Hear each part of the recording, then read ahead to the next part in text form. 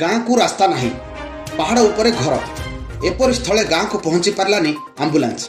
शेष में गर्भवती महिला को स्ट्रेचर साहाय्य प्राय 2 किलोमीटर बोही जंगल पहाड़िया रास्ता दे आंबुलांस पाखक आनी 108 आंबुलांस कर्मचारी।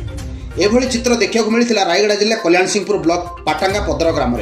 उक्त ग्रामर आलमे कुंगेलिंगा को गर्भजंत्रणा आरंभ होता। यापर 108 आंबुलांस सेवा को जोगाजोग करते परिवार लोके। ग्रामरू प्राय 2 किलोमीटर दूर आउ आंबुलांस जावाक गाँ को रास्ता नहीं। एभली स्थले बदान्वित देखाइले आंबुलांस कर्मचारी ड्राइवर उमाकांत दलपति, ईएमटी दुर्गा प्रसाद जेना आउ हेल्पर संतोष कुशिका। महिला गर्भवती जंत्रणा बढ़ुवा देखि एक स्ट्रेचर जगे बोही आनी सेठारु कल्याण सिंहपुर गोष्ठी स्वास्थ्य केन्द्र में भर्ती करछन्ति। तेबे 108 आंबुलांस कर्मचारी एभली बदान्विता को विभिन्न महल में प्रशंसा करिवार देखिବାକୁ मिलिछि। रायगढ़ स्पेशल जिला प्रतिनिधि P Dilip Kumar report, crime 7 news.